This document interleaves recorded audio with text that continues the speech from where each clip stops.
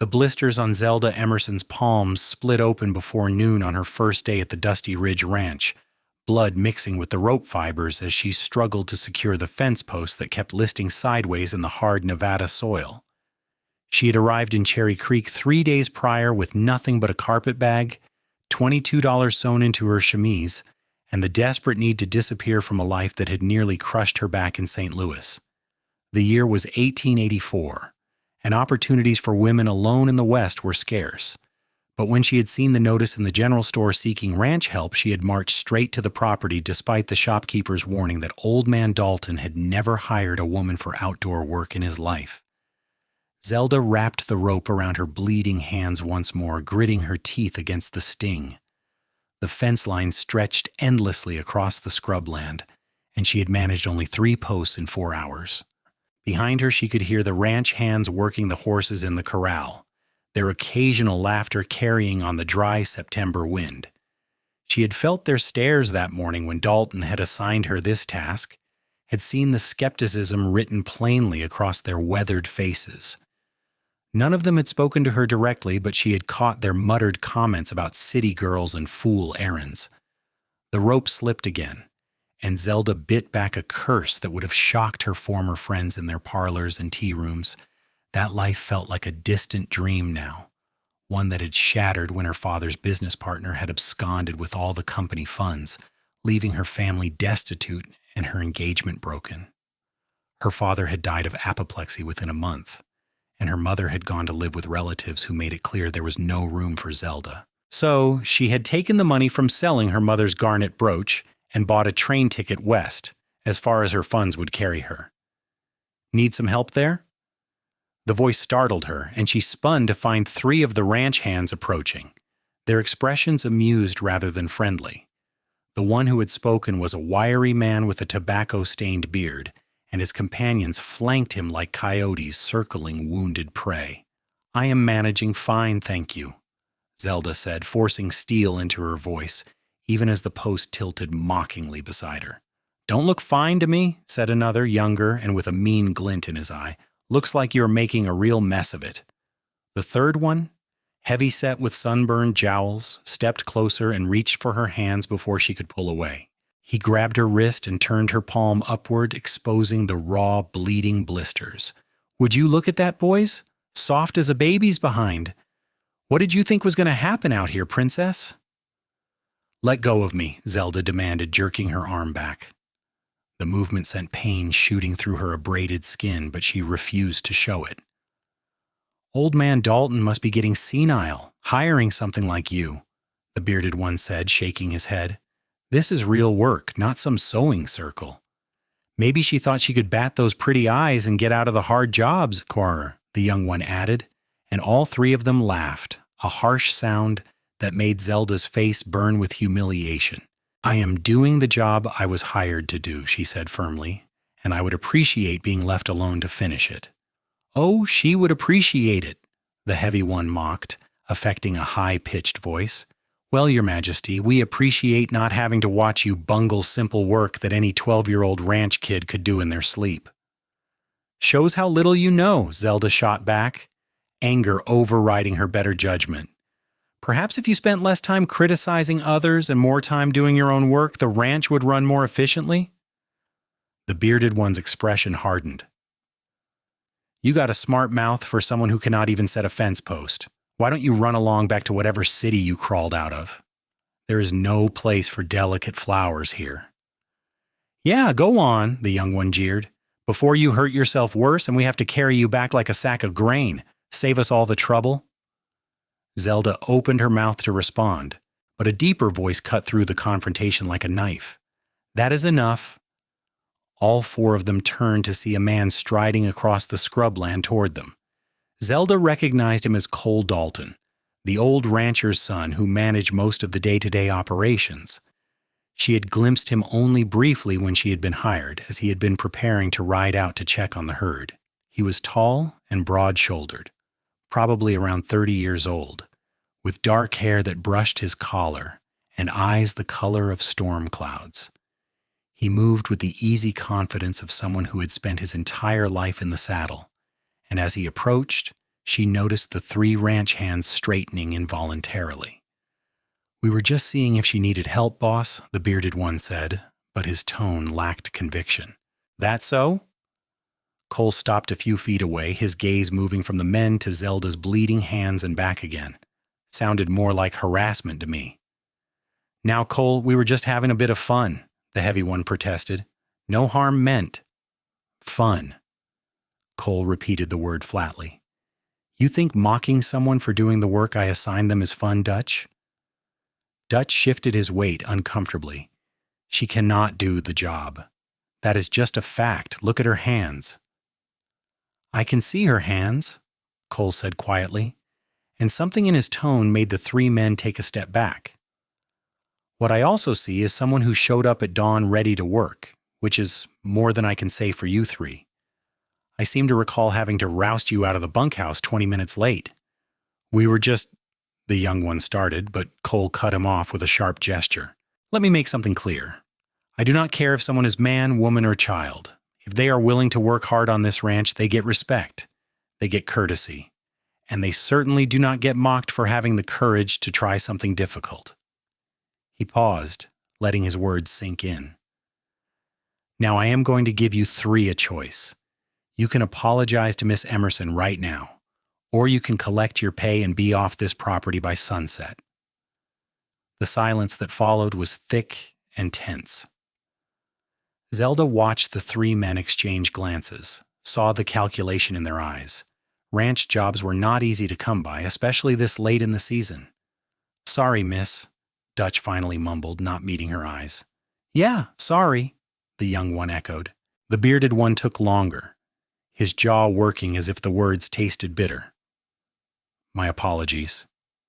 Cole waited a beat, then nodded curtly. "Get back to work. And if I hear about anything like this again, there will be no second chances." The 3 men departed quickly, throwing occasional glances over their shoulders. When they were out of earshot, Cole turned his full attention to Zelda. Up close, she could see the fine lines at the corners of his eyes, the weathering that came from years under the Nevada sun. His expression had softened slightly, but she still felt pinned under his gaze like a butterfly in a collection. "You all right?" he asked. "I am fine," Zelda said automatically, then winced as she flexed her fingers. "Thank you for intervening, but I could have handled them." One corner of his mouth lifted slightly. "I do not doubt it. You looked ready to take a swing at Dutch." The thought crossed my mind. "Probably would have broken your hand on his thick skull." Cole looked down at her palms again, and his slight smile faded. "Those need tending, come on." "I have to finish the fence line," Zelda protested. "Fence line will keep, infected hands would not." He turned and started walking toward the ranch house without waiting to see if she would follow. Zelda hesitated for only a moment before hurrying after him, clutching her injured hands against her chest. Pride warred with practicality, but the throbbing pain was becoming hard to ignore. She had treated minor scrapes herself in her small room at the boarding house, but these blisters were worse than she had admitted even to herself. The ranch house was a sprawling structure of weathered wood and stone, built to withstand the harsh desert climate. Cole led her around to the back entrance and into a large kitchen that smelled of coffee and wood smoke. An older woman with iron-gray hair looked up from where she was kneading bread dough, her eyebrows rising at the sight of them. "This is Martha, our housekeeper and cook," Cole said. "Martha, this is Zelda Emmerson, the new hire. She needs some bandaging." Martha wiped her hands on her apron and came closer, clucking her tongue when she saw Zelda's palms. "Goodness, child, sit down before you drip blood on my clean floor." Zelda found herself guided into a chair at the large wooden table while Martha bustled around gathering supplies. Cole pulled out a chair across from her and sat, his long legs stretched out in front of him. She felt acutely aware of his presence, of being observed. "You worked with rope before?" he asked. "No," Zelda admitted, "but I thought I could learn." "Takes time to build up calluses. Most folks start with gloves." "I do not have any work gloves." The admission cost her something, revealing as it did just how unprepared she had been. Cole was quiet for a moment, his fingers drumming against the table edge. "We can fix that." Martha returned with a basin of water, clean cloths, and various bottles and tins. "This is going to sting," she warned as she guided Zelda's hands into the basin. The water was cool and made the raw flesh burn like fire. Zelda clenched her jaw and refused to make a sound, even as her eyes watered. Through her blurred vision, she saw Cole watching her with an expression she could not quite read. "Where are you from?" he asked, and she suspected it was meant to distract her from the pain. "St. Louis," Zelda said, her voice tight. "Originally. Long way to travel." "Yes? Family there?" "Not anymore." She did not elaborate, and something in her tone must have warned him not to press. Martha began carefully cleaning the wounds, her touch surprisingly gentle for such work-worn hands. "You should have said something before it got this bad, dear." "I needed to prove I could do the work," Zelda said. "Nothing to prove by crippling yourself," Cole said mildly. "Smart ranching is knowing your limits and working within them while you build your skills. Those men did not think I should be here at all. Those men do not make decisions on this ranch. I do." He leaned forward slightly, his gray eyes serious. "Let me be clear about something, Miss Emerson. When I saw your situation, I decided to give you a chance, not because I felt sorry for you, but because you looked me straight in the eye and told me you would work harder than anyone else if I hired you. Was that true or not?" "It was true," Zelda said firmly. "Then that is all that matters. But working hard does not mean destroying yourself in the process. It means learning to do things right." He stood up and moved to a cabinet near the door, returning with a pair of leather work gloves. "These were my younger brothers. He is back east now, studying law. They should fit you well enough." Zelda looked at the gloves, worn soft with use, but still serviceable. "I cannot take your brother's things. He is not using them, and you need them." Cole set them on the table beside her. "Consider it part of your equipment, same as a ranch hand would get a saddle and tack." Martha finished applying salve to Zelda's hands and began wrapping them in clean bandages. "You will need to keep these clean and dry for a few days. Let the worst of it heal before you go back to rope work. But your job will still be here." Cole interrupted. "I am not firing you over some blisters, but I am also not going to stand by and watch you injure yourself worse out of stubbornness. There is plenty of work that does not require rope handling. You can help Martha with some of the household tasks or work in the barn with the tack that needs mending."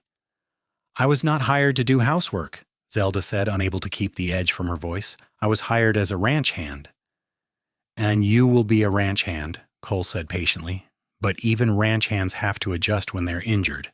Dutch broke his wrist last spring and he spent 3 weeks doing inventory and paperwork. It is part of the job." Zelda bit her lip, recognizing the sense in his words even as frustration coiled in her chest.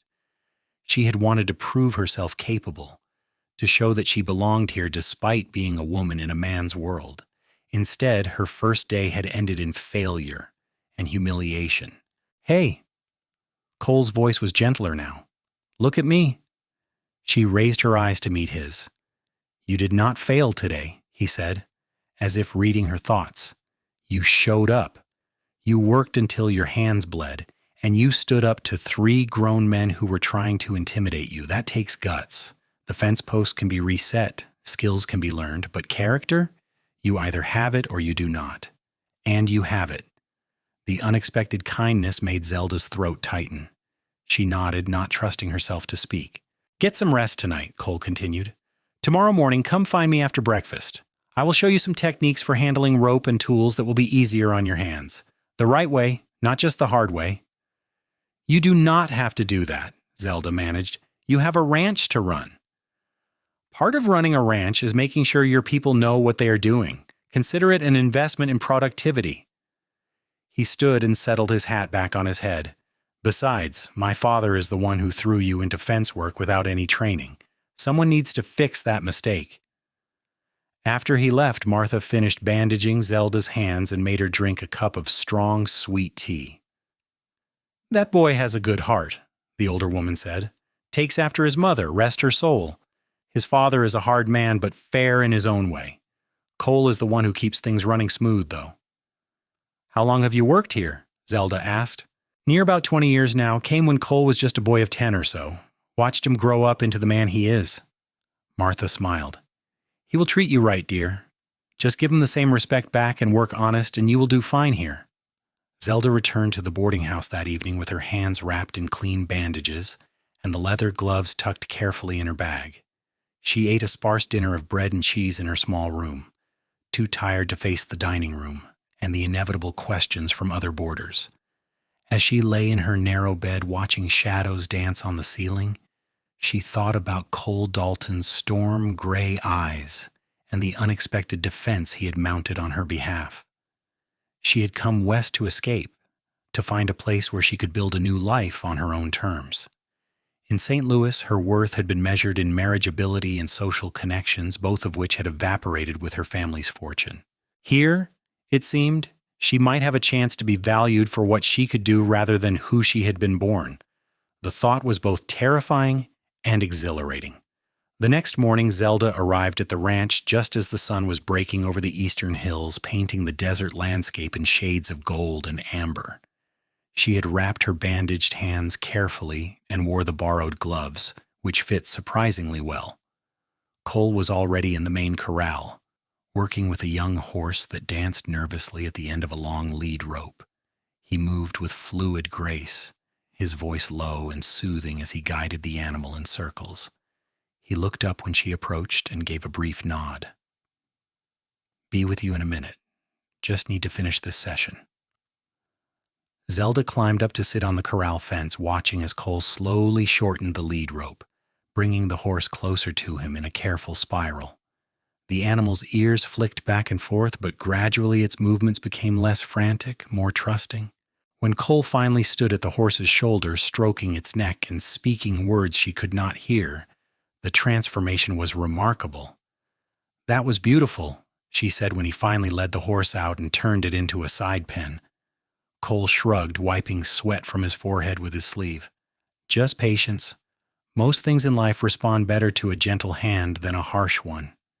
He gestured toward the barn. "Come on, let me show you some basics." The barn was cool and dim, sunlight filtering through gaps in the wood to create bars of light across the packed earth floor. Cole led her to a section where various tools and equipment hung on the walls. He took down a coil of rope and carried it to an open area. "The first thing you need to understand about rope work is that you should not be fighting against the rope," he said, demonstrating as he spoke. "You work with its natural movement. Use its weight and your positioning instead of just brute strength. Like this." He showed her how to grip the rope properly, how to wrap it around a post using leverage rather than just pulling. His hands moved with practiced efficiency, and Zelda watched intently, memorizing every movement. "Now you try," he said, handing her the rope. With the gloves protecting her healing hands, Zelda attempted to replicate what he had shown her. Her movements were clumsy and hesitant, but Cole stepped up beside her, his presence warm at her shoulder. "Here," he said, reaching around to adjust her grip. "Your hands should be positioned like this, and then you use your whole body to pull, not just your arms and shoulders. See?" His hands covered hers, guiding her through the motion. Zelda was acutely aware of how close he stood, of the faint smell of leather and horse and something clean she could not identify. Her heart beat faster, though whether from the exertion or his proximity, she was not certain. "I think I understand," she said, her voice coming out slightly breathless. Cole stepped back, giving her space to try on her own. This time the rope moved more smoothly and the wrap held when she tested it. A small surge of triumph went through her. "Better," Cole said with approval. "See? Not about strength. It is about technique." They worked together for over an hour, Cole patiently showing her different knots and methods of handling rope and tools. He never seemed frustrated when she struggled, never made her feel inadequate for not knowing things that were second nature to him. Instead, he broke each task down into manageable steps, demonstrated repeatedly, and offered quiet encouragement when she got something right. "You have good hands," he said at one point. "Quick learners. Once those blisters heal up and you build some calluses, you will be just fine." "Thank you for taking the time to teach me," Zelda said. "I know you have many other responsibilities." "This is a responsibility too, maybe the most important one." Cole coiled the rope and hung it back on its hook. "My father. He believes in throwing folks in the deep end and seeing if they sink or swim. But I have always thought that is a waste of good people. Better to teach them properly from the start."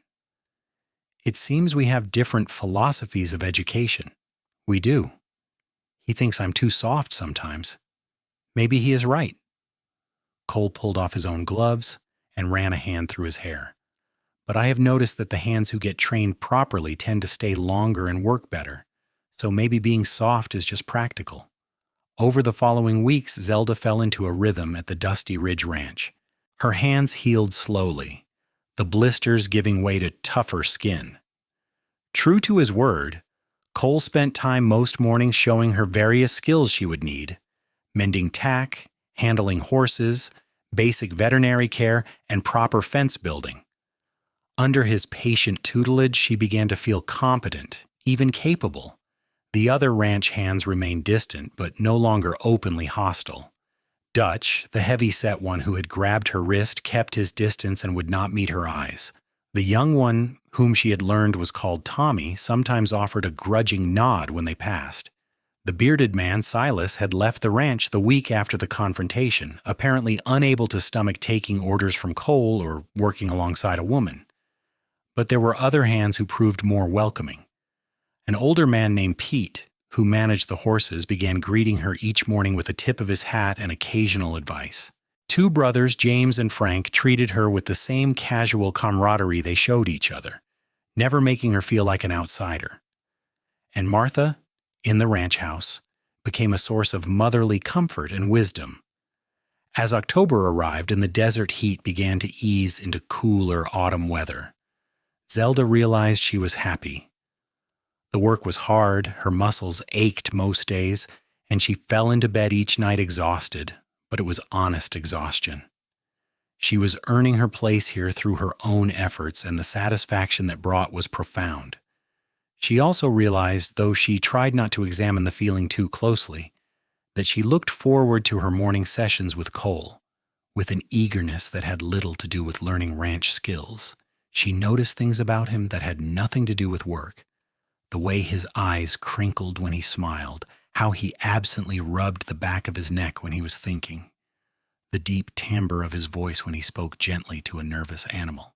Sometimes she caught him watching her with an expression she could not quite read, and when their eyes met, he would look away quickly, but not before she saw something there that made her pulse quicken. One morning in late October, Cole took her out to check on the herd at one of the farther pastures. They rode side by side across the scrubland, the horses' hooves kicking up small clouds of dust.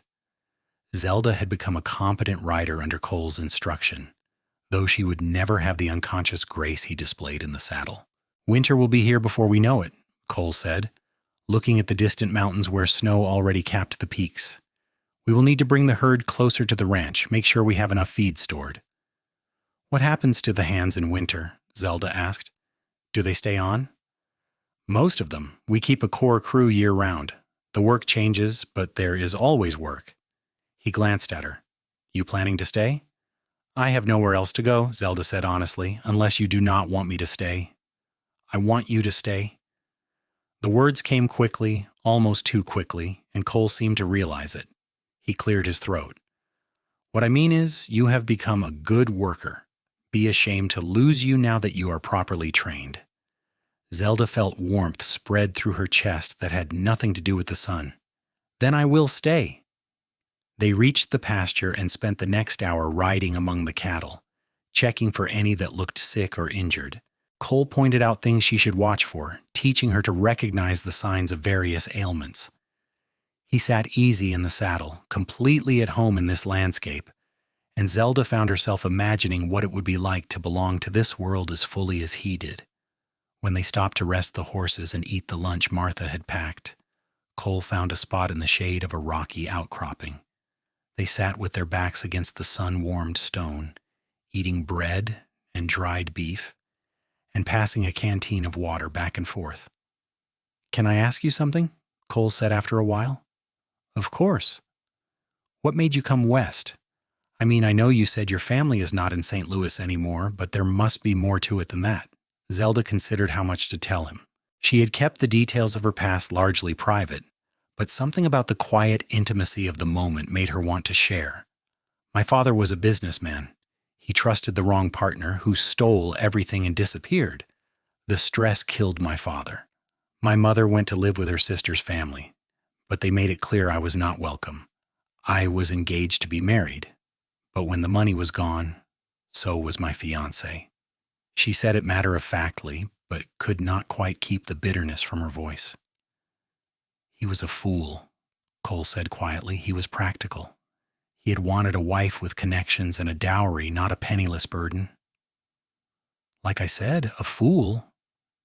Cole shifted to look at her directly. "Anyone who could not see your worth beyond money does not deserve you." Zelda met his eyes and saw he meant it, saw something deeper there that made her breath catch. "Thank you," she said softly. "I am not just being kind," Cole continued. "I have watched you these past weeks. You work harder than men who have been ranching all their lives. You do not complain, even when I know you must be sore and tired. You learn fast and remember what you are taught, and you have courage. Real courage. Not the kind that comes from being too foolish to know you are in danger, but the kind that knows exactly how hard something will be and does it anyway."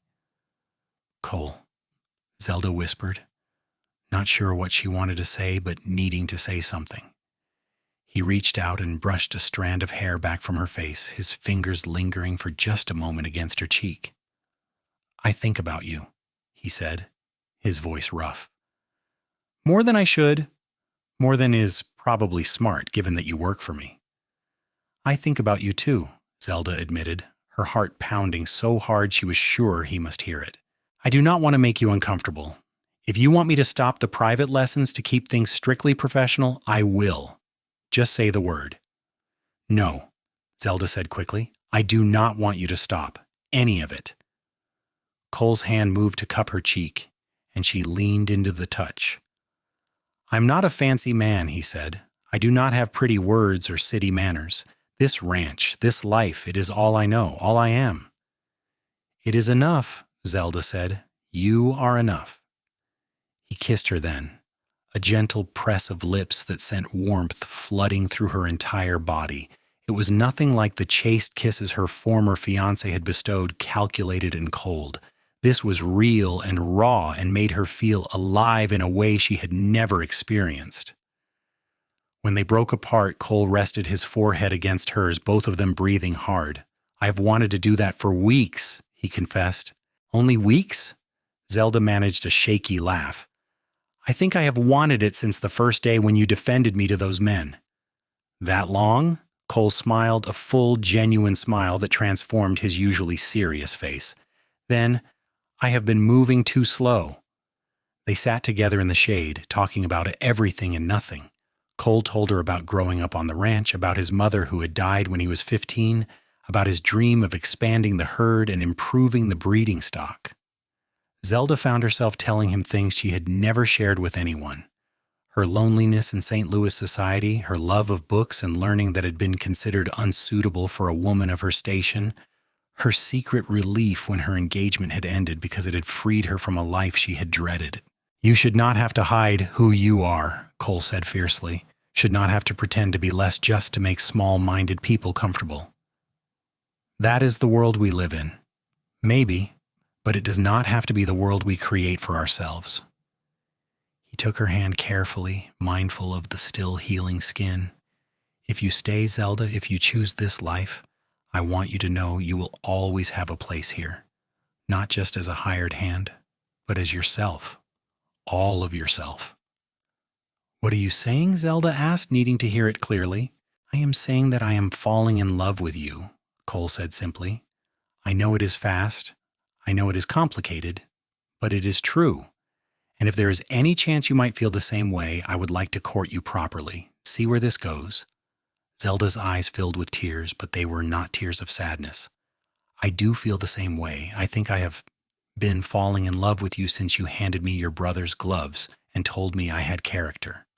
Cole laughed and pulled her close, and they sat together as the sun began its descent toward the western horizon, painting the desert in shades of crimson and gold.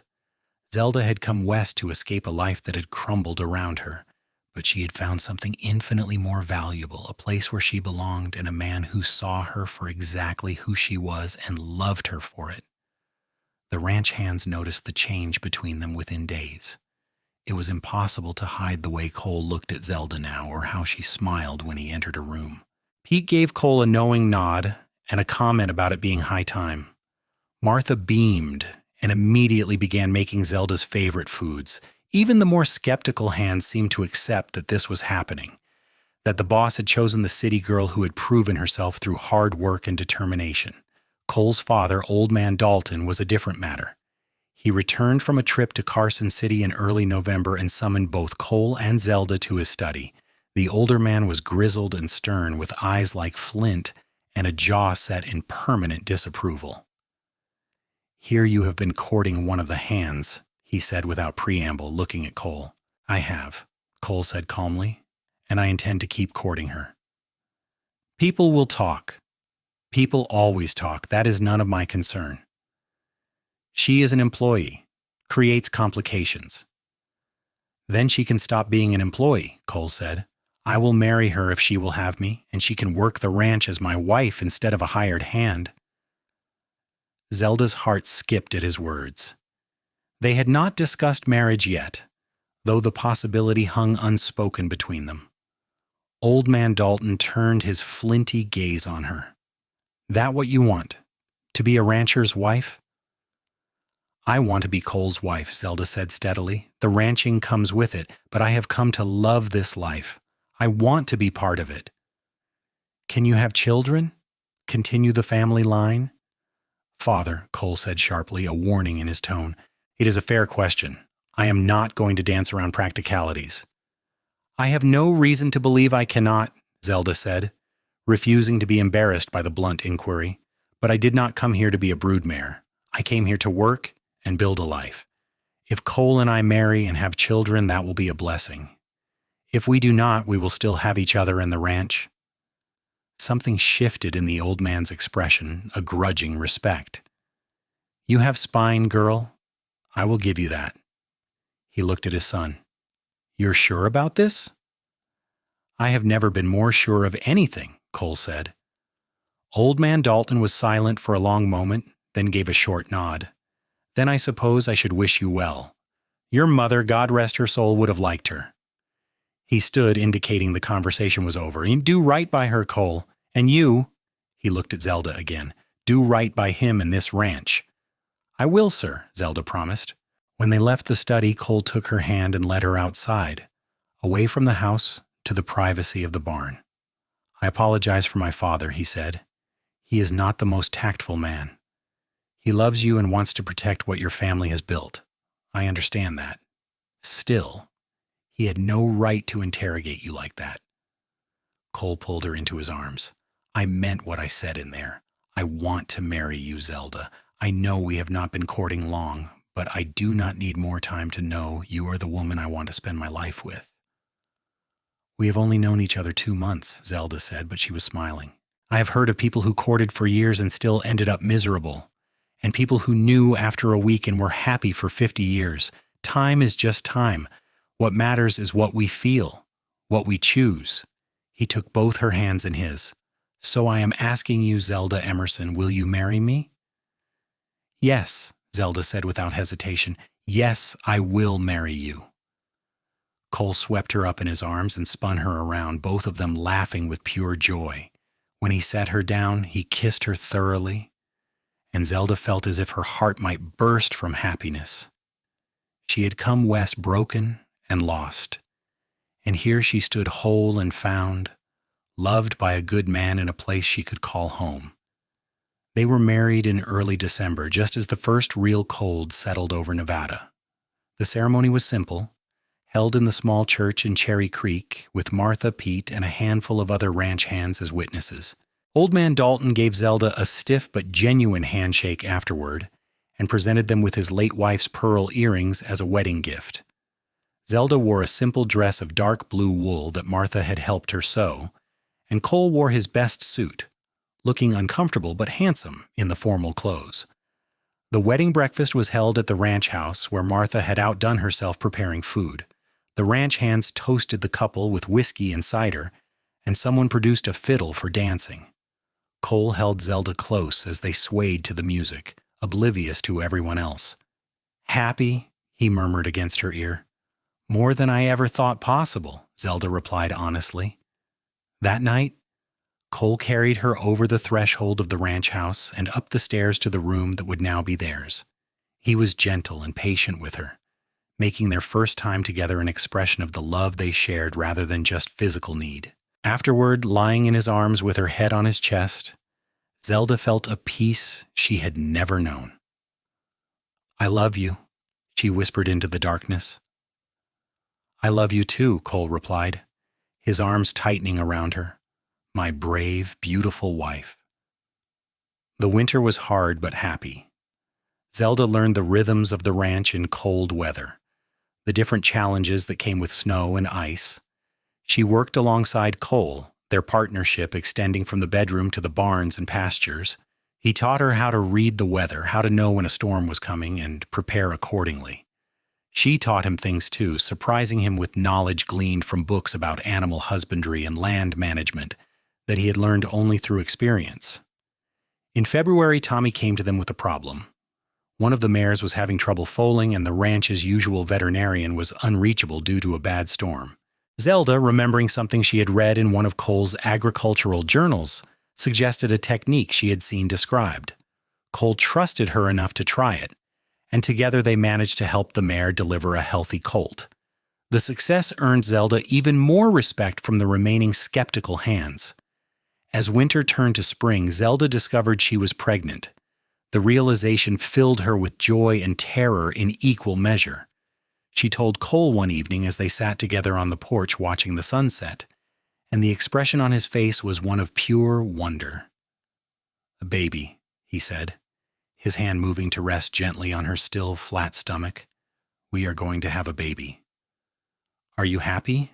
Zelda asked, needing to hear it. "Happy does not begin to cover it." Cole kissed her softly. "You have given me so much, Zelda, a true partner, a love I never expected to find. And now this. I feel like the luckiest man alive." "I am the lucky one," Zelda countered. "You saw me when I was at my lowest, and you gave me not just a job, but a chance to become who I was meant to be. You taught me gently when others would have mocked me or given up. You made me feel valued and loved." "You always were valuable and worthy of love," Cole said seriously. "I just made sure you knew it." The pregnancy progressed smoothly through the spring and summer. Zelda continued working on the ranch as long as she was able, finally reducing her activities in her 7th month when Martha and Cole both insisted. She spent those last weeks helping Martha with household tasks, mending and organizing, and reading every book on infant care she could find in Cherry Creek's small lending library. In late September, almost exactly a year after she had first arrived at the Dusty Ridge Ranch, Zelda went into labor. Martha and the doctor from Cherry Creek attended her through the long night, with Cole pacing anxiously outside the bedroom door. When dawn broke, so did the cry of a newborn, and Cole rushed in to find Zelda exhausted but glowing, cradling a red-faced infant against her chest. "A boy," she said, smiling up at him. "We have a son." Cole sat carefully on the edge of the bed, staring at the tiny bundle with awe. "He is perfect. You are perfect." He touched one tiny fist with a gentle finger, and the baby's hand closed around it reflexively. "What should we name him?" They had discussed names for weeks, but never fully decided. Now, looking at her son's face, Zelda knew. "Connor. After your middle name. Connor Dalton." "Connor," Cole repeated, testing it. "I like it. Connor Dalton, welcome to the world." Old man Dalton, who had been gruff throughout the pregnancy, softened considerably when he met his grandson. He held the baby with surprising tenderness, his weathered face creasing in an uncharacteristic smile. "He has the Dalton chin," he pronounced. "He will be strong." The years that followed were full and rich. Connor grew from infant to toddler, showing early signs of his father's love for horses and his mother's quick mind. When he was 3, Zelda gave birth to a daughter they named Clara, who had her father's gray eyes and her mother's determination. The ranch prospered under Cole's management. With Zelda as his partner in all things, she kept the books, managed the household, and still found time to work alongside him when needed. Dutch and Tommy eventually left for other opportunities, replaced by new hands who knew Zelda only as the boss's wife and respected her accordingly. Pete retired to a small house in Cherry Creek, but visited often to check on the horses and dandle the children on his knee. Martha stayed on until her death at age 72, loved and mourned by the entire ranch. Cole's father passed away when Connor was 8, leaving the ranch entirely in Cole's hands. By then, it was more a formality than anything else, as Cole had been running things for years. The old man's will included a letter for Zelda, written shortly before his death, in which he admitted he had been wrong about her. She had proven herself not just an adequate rancher's wife, but an exceptional one, and he died grateful that his son had been wise enough to see her worth. On their 10th anniversary, Cole took Zelda back to the rocky outcropping where he had first kissed her. They left the children with a trusted hand and rode out together, older now but still deeply in love. They sat in the same spot, eating bread and dried beef just as they had a decade before. "Do you ever regret it?" Cole asked. "Giving up the city, the life you might have had?" Zelda looked at him in surprise. "Never. Not once, do you?" "Regret marrying you? I would sooner regret breathing." He took her hand, calloused now from years of ranch work, and kissed her palm where the blisters had once been. "You took a chance on this life. On me. I thank God every day that you were brave enough to do it." "You made it easy," Zelda said. "You saw me struggling, and you did not mock or dismiss me. You taught me gently, patiently. You gave me the tools I needed to succeed, literally and figuratively. How could I not love you for that?" "I loved you from the moment you stood up to those hands with your chin raised and fire in your eyes," Cole confessed. "But I fell even more in love watching you learn and grow and become the incredible woman you are. Not that you were not already incredible, but you know what I mean." "I do." Zelda leaned against him. Zelda leaned against content. "I came here with nothing, running from a life that had fallen apart, and you gave me everything. A home, a family, a purpose. You gave me yourself." "We gave each other everything," Cole corrected. "That is what love is, what marriage is. Not one person saving another, but 2 people choosing to build a life together." They sat together as the sun set, just as they had 10 years before, and Zelda reflected on the long, winding path that had brought her to this moment. The humiliation of her first day, the pain of blistered hands, the kindness of a cowboy who had seen her worth when others had seen only a woman out of place. She had found her place now, carved it out through determination and love, and she would not trade it for anything. Over the years, Zelda became a fixture in Cherry Creek society, not as the decorative wife of a wealthy rancher, but as a respected businesswoman in her own right. She helped establish a lending library, served on the school board, and mentored other women who came west seeking new opportunities. Cole supported her in all of it, never threatened by her competence or visibility, proud to have a wife who was fully herself. Connor grew into a fine young man, inheriting his father's skill with horses and his mother's head for business. At 20, he took over much of the ranch's day-to-day operations, freeing Cole and Zelda to focus on expansion and improvement. Clara, spirited and brilliant, went east to attend college, something Zelda had always dreamed of for herself. She returned with a teaching degree and opened a school in Cherry Creek, determined to give other children, especially girls, opportunities for education. When Zelda was 45, she and Cole took their first real vacation, traveling to San Francisco for 2 weeks. It was strange being in a city again after so many years on the ranch, but Zelda found she did not miss it. The noise and crowds and constant motion felt foreign now. She was happy to return to the wide-open spaces of Nevada, to the ranch that had become her true home. They added onto the ranch house over the years, building a larger kitchen and a library for Zelda's growing collection of books. Cole surprised her on their 20th anniversary with a piano, transported at great expense from Sacramento. Zelda, who had not played since leaving St. Louis, found herself crying as she ran her fingers over the keys. She taught Clara to play, and later her grandchildren, the music filling the house with beauty. Connor married a rancher's daughter from a neighboring property, a capable young woman named Sarah who reminded Cole of Zelda in her determination and kindness. Their first child, a boy they named Cole after his grandfather, was born in the same room where Connor had entered the world. Zelda held her grandson and marveled at the continuation of life, at the family she and Cole had built from nothing but love and hard work. Clara eventually married a teacher from Carson City, a gentleman who supported her passion for education. They had twin girls who spent summers at the ranch learning to ride and work cattle just as their mother had. Zelda delighted in teaching them, passing on the skills Cole had once taught her with such patience. As they grew older, Cole and Zelda gradually stepped back from the heavy ranch work, though neither could ever fully retire. They were often found walking the property together, checking on cattle, inspecting fences, or just enjoying the land they had nurtured for decades. Their love, far from fading with time, had only deepened, becoming the bedrock on which their entire lives were built. On their 30th anniversary, the family gathered for a celebration at the ranch. Connor and Sarah were there with their 3 children, Clara and her husband with the twins, and various hands and friends from Cherry Creek. Martha's daughter, who had taken over as housekeeper years before, prepared a feast. As the sun set and lanterns were lit around the property, Cole stood to make a toast.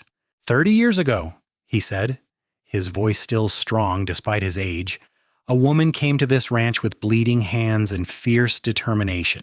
She had been knocked down by life but refused to stay down.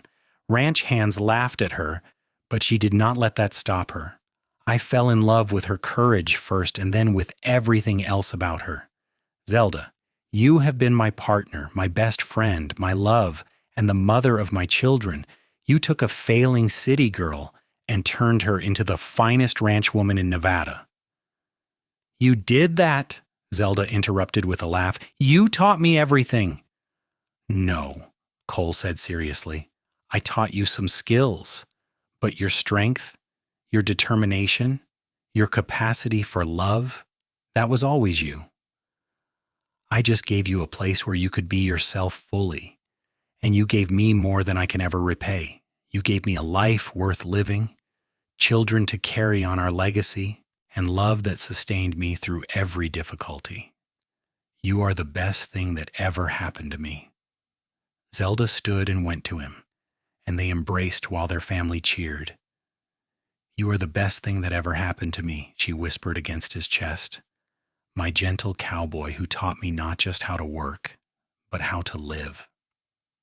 They lived many more good years together. Cole passed away peacefully at 78. Zelda holding his hand as he slipped away in his sleep.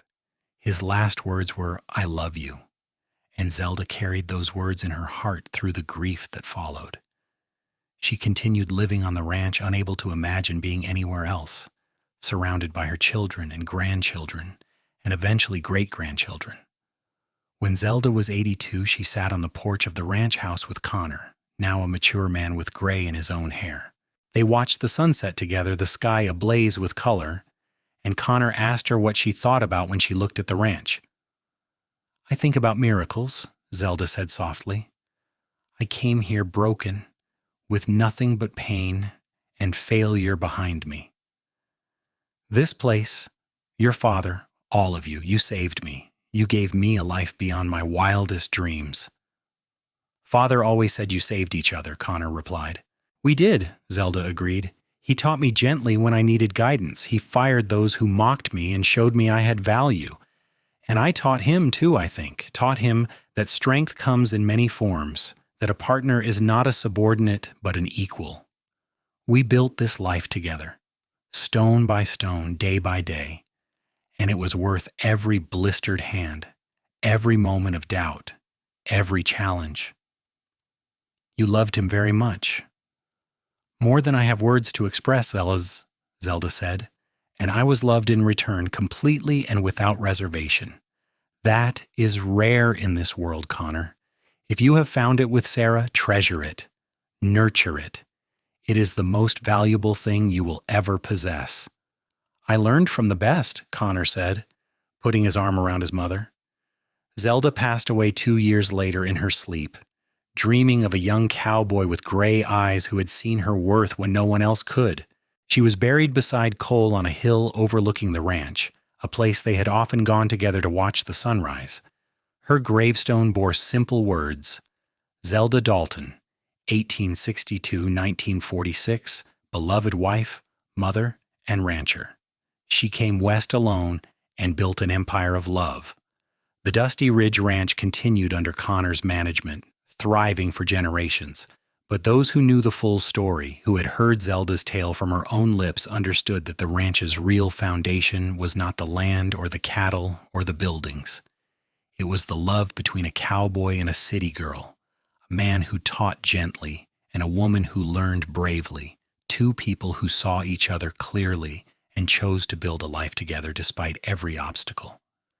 In the ranch house library, Zelda's journals remained, filled with her elegant handwriting detailing years of ranch life.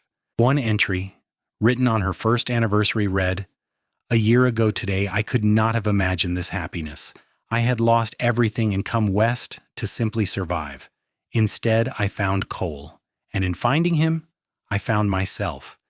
He taught me to work with rope and horses, to read the weather and manage cattle. But more importantly, he taught me that I was strong enough to build a new life from the ruins of the old. He taught me gently when the world had been harsh, and in that gentleness, I discovered love. Not the shallow, conditional love I had known before, but real love, deep and true and lasting. Whatever years I am granted, I will spend them grateful for the day I walked onto this ranch with blistered hands and met a cowboy who saw past them to the woman beneath." And in Cole's hand, written at the bottom of that same page years later after Zelda's death, were added words, "And I will spend eternity grateful that she stayed, that she chose me, that she loved me back. She was everything I never knew I needed, and everything I will always cherish. My Zelda, my love, my life." Their story became legend in Cherry Creek and the surrounding area, told and retold by those who had witnessed it. The tale of the city woman who came west with nothing, who was mocked for her soft hands and determination, and the cowboy who defended her and taught her with patience and kindness. It was a love story, yes, but also a story about recognizing worth in unexpected places, about choosing compassion over cruelty, about building something lasting through partnership and mutual respect. The ranch prospered through economic depressions and world wars, through droughts and floods, because its foundation was solid. Each generation of Daltons learned not just ranching skills, but the values that Zelda and Cole had embodied. Hard work, yes, but also kindness. Strength, but also gentleness. Pride in accomplishment, but also humility in learning. And above all, love as the guiding principle for every decision. Great-grandchildren who never met Zelda or Cole still heard their stories, still felt their presence in the way the ranch was run. The leather gloves Cole had given Zelda on her first day, carefully preserved, hung in the library as a reminder of where it all began.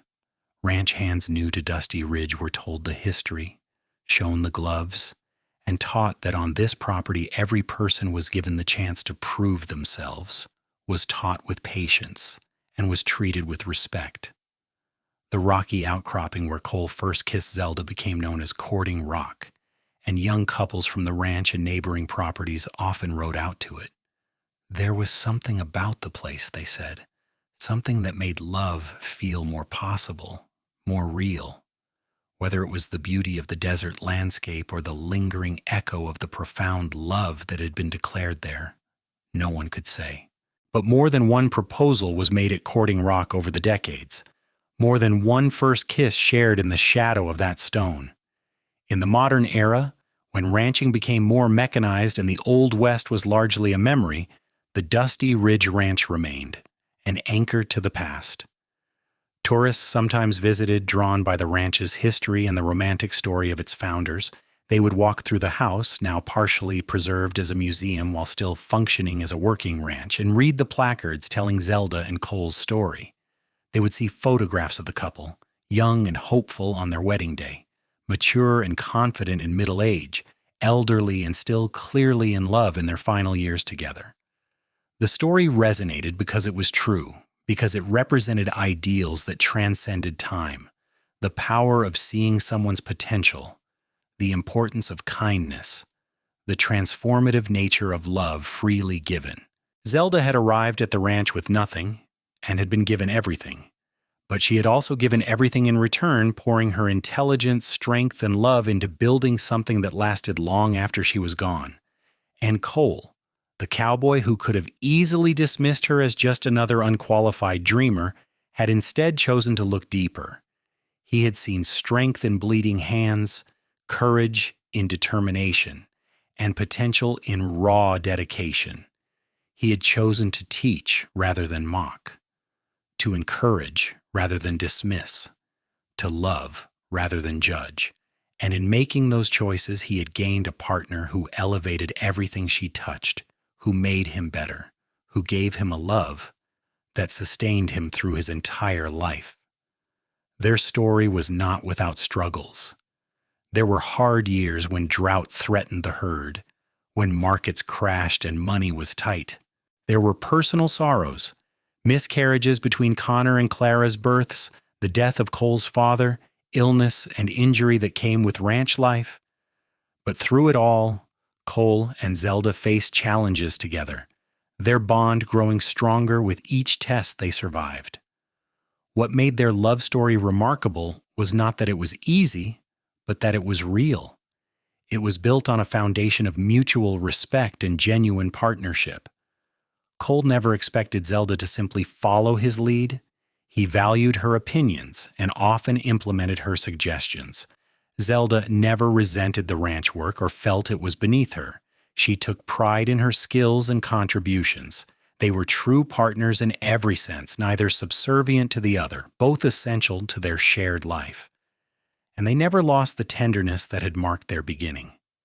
Cole continued to teach Zelda new things throughout their marriage, not because she was lacking, but because he enjoyed sharing knowledge with her. Zelda continued to surprise Cole with her insights and capabilities, constantly growing and evolving. They made time for each other even in the busiest seasons, stealing moments to talk, to touch, to simply be together. Their children, watching this model of marriage, learned what real love looked like. Not the passionate but fleeting infatuation of youth, but the deep, abiding love that came from truly knowing another person and choosing them every day. Connor and Clara both built strong marriages of their own, seeking partners who would be their equals, who would work beside them and love them through difficulties. As the 20th century progressed and women's roles in society changed, Zelda's story took on new resonance. Here was a woman who, in 1884, had demanded to be judged by her work rather than her gender, who had refused to accept limitations imposed by society and had instead carved out her own path, who had found a man secure enough in himself to be partnered with a strong woman, who had encouraged rather than stifled her. Feminists studying the history of the American West often pointed to Zelda Dalton as an example of early feminist principles in action. She had not called herself a feminist, probably had never heard the term, but she had lived its ideals. She had insisted on her right to work, to be compensated fairly, to be treated with respect. She had used her intelligence and education to improve the ranch's operations. She had raised a daughter to be independent and educated, to have choices, but Zelda would have said, if asked, that none of her accomplishments would have been possible without Cole. Not because she needed a man to succeed, but because she needed a partner who truly saw her. In a world that wanted to dismiss her, he had valued her. In a culture that wanted to confine her, he had freed her. And in doing so, he had made it possible for her to become everything she was capable of being. Their love story was, in the end, about the transformative power of being truly seen. Zelda had arrived at the ranch invisible in the ways that mattered, defined only by what she lacked: no family, no money, no skills. Cole had looked past all that to see who she actually was: brave, intelligent, determined, capable of greatness if given the chance.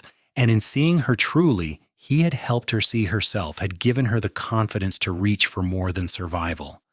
And Zelda had seen Cole just as clearly. She had seen past the rough exterior of a cowboy to the gentle, patient teacher beneath.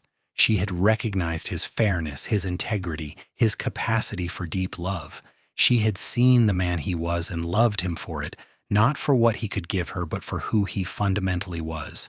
And in that mutual recognition, that truly seeing and being seen, they had built something beautiful. The ranch hands who had mocked Zelda that first day, if they had lived to see what she became, would have been ashamed. Dutch, who had grabbed her wrist and displayed her blistered hands as evidence of her inadequacy, would have been forced to acknowledge that those same hands had helped build one of the most successful ranches in Nevada. Tommy, who had jeered at her soft appearance, would have seen her transform into a woman who could outwork and outlast most men. Silas, who had been so sure she had no place on a ranch, would have been proven spectacularly wrong. But Cole had never needed that proof. He had known from the first day when he had watched her stand up to 3 hostile men despite her pain and exhaustion that she had what it took. Not because she was already skilled, but because she had the character that mattered more than skill.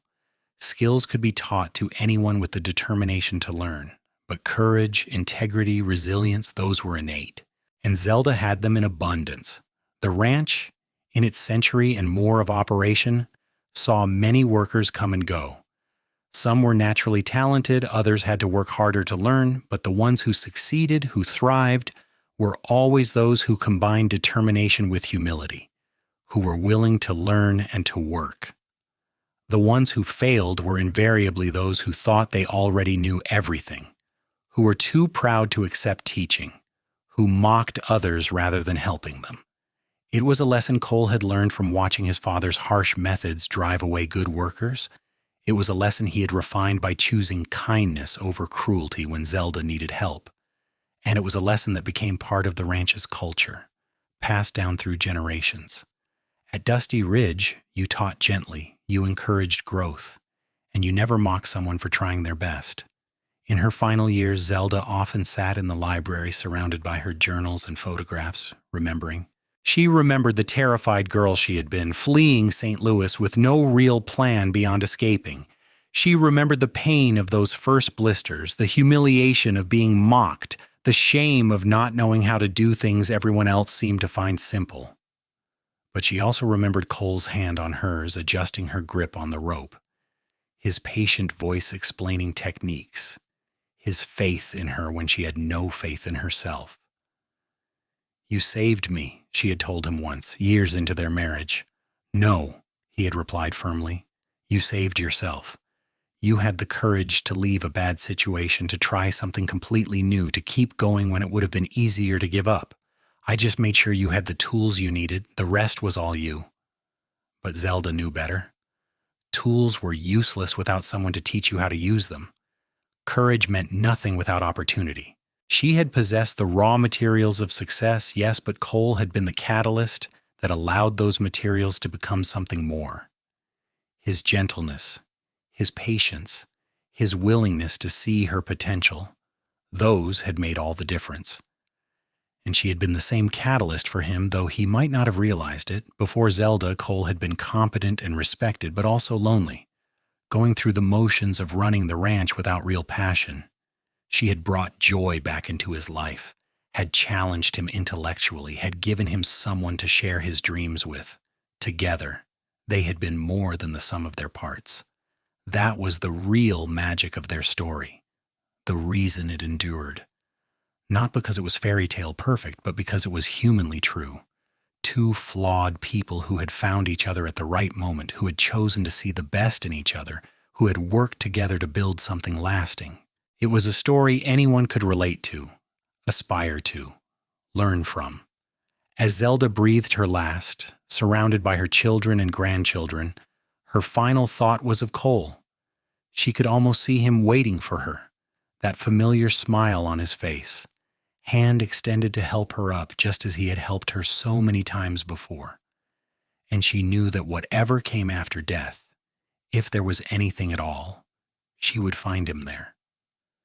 Because their love was too strong, too fundamental to who they were, to end with something as simple as mortality.